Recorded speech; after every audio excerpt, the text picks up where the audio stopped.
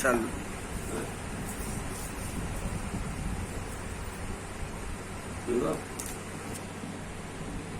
नमस्कार सभी को मेरी तरफ से सप्रेम अभिवादन। मित्रों, 21 जून 2020 को सूर्य ग्रहण आ रहा है। यह संवत 2077 आषाढ़ कृष्ण अमावस्या और रविवार है। इस दिन प्रातः 10:09 से यह ग्रहण प्रारंभ होगा और दोपहर 1:36 तक रहेगा। उस समय इसका मोक्ष होगा।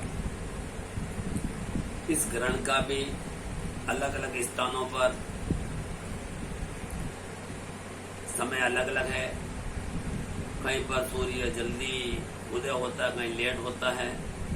इसलिए हर स्थानीय क्षेत्रों में इसका समय में फर्क रहेगा। जैसे कलकत्ता में सूर्य उदय जल्दी होता है तो वहां पर ग्रहण का समय में अंतर रहेगा। वाराणसी में, काशी में इसका थोड़ा अंतर रहेगा। तो जो अलग अलग पंचांग वाले हैं तो अपना समय में थोड़ा बहुत फेर रखेंगे, इसमें संशय न रखें। और ये जो सूर्य ग्रहण हो रहा है इसका अत्यधिक प्रभाव भारत के उत्तरी क्षेत्र में अत्यधिक रहेगा। और इस सूर्य ग्रहण के दिन दान, धर्म, पुण्य के अनेक प्रकार के फल प्राप्ति होती है। और यह जो अत्यधिक रविवार को सूर्य ग्रहण आता है उसका फल विशेष श्रेष्ठता को लेकर माना गया है। और इस दिन यथासंभव जो दान किया जाता है या सूर्य की गज छाया, जब सूर्य को पूर्ण रूप से राहु ग्रसित कर लेता है उस समय गज छाया काल कहलाता है। उस समय दान धर्म करना अत्यधिक श्रेष्ठ रहता है। मित्रों, अपने जो पूर्वज थे उनके लिए उस समय आप घी का दान, फलों का दान, अन्न का दान अवश्य निकाल के रखें। जब ग्रहण का मुख्य समय होता है उस समय इन वस्तुओं को आप निकाल के अवश्य रखें और ग्रहण समाप्ति के बाद में दान कर सकते हैं। एक संभव हो सकता है कि उस समय राहु का अत्यधिक प्रभाव रहता है। जिसके पास समृद्ध है, धन की आपूर्ति है, तो वह सोने का भी सांप बना सकता है। मध्यम वर्गीय के लिए वो चांदी के सांप का जोड़ा बना सकता है, सांप सपने का जोड़ा बना सकता है। और जिसके पास सामान्य स्थिति है कि कुछ नहीं कर सकता, उनके लिए हमारी तरफ से सलाह है कि आप आटे का भी सांप बना सकते हैं और उस आटे के सांप के अंदर भी थोड़े से तिल डाल दें तो वो सांप अत्यधिक उत्तम रहेगा। उसके अंदर सांप एक बना सकते हैं और जोड़ा बना, सांप सपनी का जोड़ा बना लेते हैं और भी अच्छा है।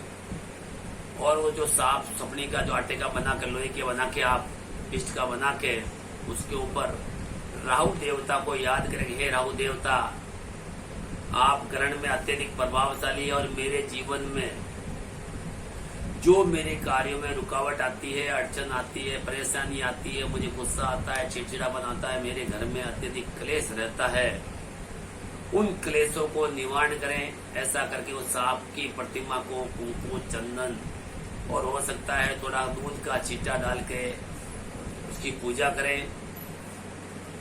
उसके बाद उस जो सांप का बनाया हुआ है उसको आप घी के अंदर कोई कटोरा में घी ले लें। अगर कांसी का पात्र हो, कोई छाया पात्र में कांसी का पात्र मिल जाए तो अत्यधिक श्रेष्ठ बात।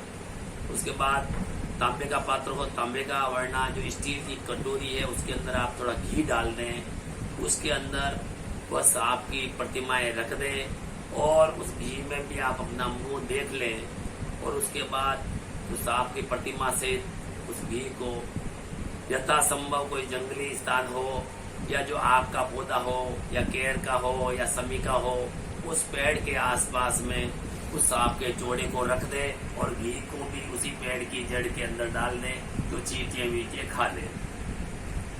दूसरा एक प्रयोग होता है कि इसमें दान के लिए घी का दान विशेष अत्यधिक श्रेष्ठ रहता है। कुछ आप जिसको सांप का दान नहीं करना है, वो केवल आटा लेके आटे में शक्कर डाल ले और घी ले और घी में अपना ग्रहण काल में अपना मुंह देख ले और वह घी उस आटे में मिला ले, और उस चूर्ण को आप ग्रहण काल के समय में ही दान कर सकते हैं।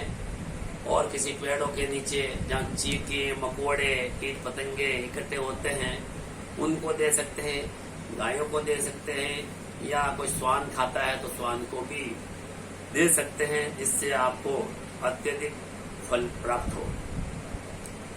ये जो सूर्य ग्रहण आएगा रविवार को, वह चूड़ामणि योग कारक है, और चूड़ामणि योग या रविवार को सूर्य ग्रहण बहुत ही कम आता है। इस दिन जितना आपसे संभव होता है उतना यथा योग्य दान करें, जिससे आपको उत्तम से उत्तम फल मिले। वस्त्र का दान किया जा सकता है, आभूषण का किया जा सकता है, पात्र जो अपने बर्तन होते हैं उनका दान किया जा सकता है, और फलों का दान अत्यधिक श्रेष्ठ रहता है। मित्रों, दूसरा शास्त्र में कहा गया है कि ग्रहण काल में भोजन न करें, तो आपसे मेरा भी निवेदन रहेगा कि वाकई में पकाया हुआ अन्न जो अपन चूल्हे पे पकाते हैं वैसे अन्न का ग्रहण नहीं किया जाना चाहिए।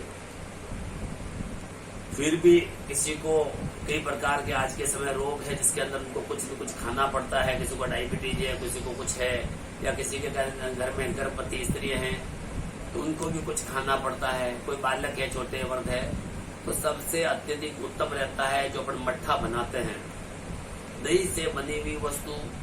दही का जिस प्रकार से मट्ठे के रूप में या छाछ के रूप में, तक्र के रूप में, पायस के रूप में,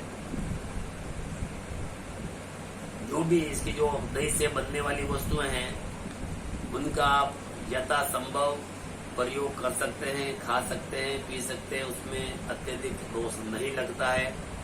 दूध का प्रयोग भी कर सकते हैं, इसके अंदर भी दूध का प्रयोग में भी ग्रहण का दोष नहीं लगता है।